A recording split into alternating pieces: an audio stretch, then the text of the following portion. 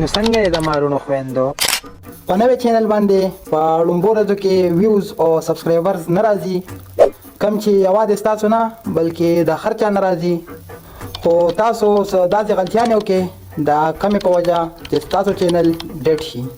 ډیټ مطلب چې کم تاسو لږ ډېر سبسکرایبر وي نو یوټیوب تاسو ویډیو هغه ته نه لیږي د کمې په وجه چې تاسو محنت ضایع شي په یوټیوب باندې زما 4 کال وشو او په دې 4 کالو کې دا غلطیانې زما نه هم شوې وي د کمې په وجه چې زما 3 چینلې وي او په 3 چینلو کې زما 2 چینلې سسپند شوې او یو چینل ډیټ شو نو دا غلطیانې خو ما ته چا نه وي ښولې خو ستاسو لپاره زه یم نو په دې ویډیو کې به زه تاسو ته هغه غټې غلطیانې ښیم کومې چې تاسو په خپل چینل کې کوئ او ها که دا 4 نمبر غلطي تاسو پرېښوه نو زه تاسو ته په یقین سره وایم چې یوټیوب په خپله هم ستاسو چینل د مخکې بوتلونه نشي ودرولی مسټیک نمبر 1 شیرینګ یور ویډیوز ټولو نه اول غلطي تاسو دا کوئ چې تاسو خپله ویډیو په مختلف پلیټفارم باندې شیر کړئ نو ستاسو خو دا خیالي چې زمونږ چینل ورسره ګرو کېږي خو چینل مو ګرو کېږي نه بلکې ډیټ کېږي نو ډیټ کېږي څنګه زه مو پوهوم کله چې تاسو خپله ویډیو خپلو ملګرو ته ولېږئ نو دا چې کوم دی دا په ایکسټرنل سورس کې راځي نو د ایکسټرنل سورس مطلب دا دی چې تاسو به خپله ویډیو شیر کړې وي نو د دې مطلب چې دا ستاسو جینون ویوز نه دي کوم چې ستاسو په کانټینټ کې انټرسټډ دي نو بیا یوټیوب الګوریدم ستاسو ویډیو نورو خلکو ته مخکې نه شیر کوي نو خپله ویډیو هرکز مخکې مه شیر کوئ مسټیک نمبر 2 رونګ اډینس کلم چې یو نوی یوټیوبر په یوټیوب باندې ویډیوګانې سٹارټ کړي نو د هغه په مازغو کې دغه یوه خبرې چې زه زر نه زر خپله یو ویډیو وایرل کړم د کمې دپاره چې هغه په خپل چینل باندې مختلف قسمه ویډیوګانې اپلوډ کوي مثال په طور زما د ګیمینګ چینل دی او په هغې باندې زه کامیډي ویډیو ورکړم نو د یوټیوب الګوریدم هم اریان شي چې دا ویډیو زه اوس ګیمینګ والے ته ولېږم او که کامیډي والے ته او که بالفرض ستاسو د ګیمینګ په چینل باندې د کامیډي ویډیو وایرل هم شوه او د هغې نه تاسو له سبسکرایبر راله نو بیا تاسو ته پکار دی چې د دې ګیمینګ په چینل باندې تاسو د کامیډي ویډیوګانې ورکوئ نو مطلب مې د خبرې دا دی چې تاسو کم اډینس دي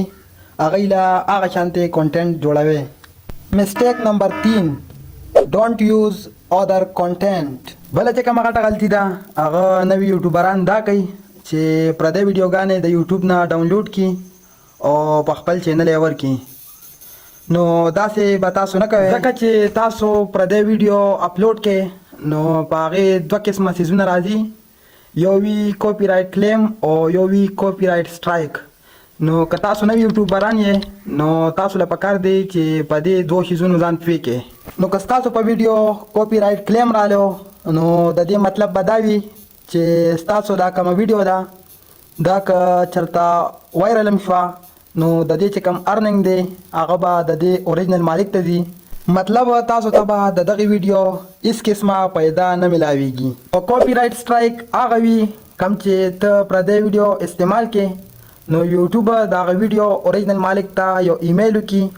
او په ایمیل کې ورته وایي چې د پلانکي چینل والا ستا ویډیو استعمال کړې ده نو یوټیوب هغه کس ته خپل اختیار ورکړي چې ته د چینل والا ته سټرایک ورکې او که نه نو که هغه کس تا له سټرایک درکو نو ستا په چینل باندې به یو سټرایک راشي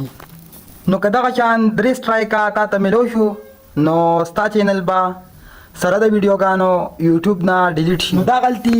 بیخي مه کوئ ځکه چې زما خپله 2 چینلې سره د 450 ویډیوګانو د یوټیوب نه ډیلیټ شوي دي مسټیک نمبر 4 سب فور سب نو زه چې کله یوټیوب ته نوې رالم نو مام لکه ستاسو د واتساپ د فیسبوک او د نور سوشل میډیا سب فور سب والا ګروپونه جوین کړه سب فور سب مطلب چې په ګروپونو کې به خلکو نو هغوی به د ما چینل سبسکرایب کو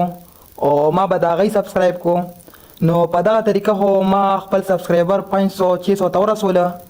خو چې ما به کله ویډیو اپلوډ کا نو په هغې باندې به 3-4 نه سیوا ویوز نه راتله نو د هغې وجه دا وه چې ما به کله ویډیو اپلوډ کا نو هغه به زما سبسکرایبرو ته لاړه، کم چې څوک پکې انګریزانو، څوک پنجابیانو او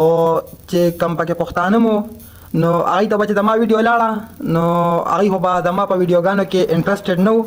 نو هغوی به هغه ویډیو نه کته. چې د هغوی ویډیوګانې به ما ته رالې نو ما به هم نه کتې. نو چې ستا سبسکرایبر ستا ویډیوګانې نه ګوري نو د هغې په وجه CTR او اودینس ریټینشن ډېر زیات ښکته لاړ شي، د کمې په وجه چې یوټیوب ستا ویډیوګانو ته ریچ نه ورکوي او هغې سره ستا چینل ډیډ شي.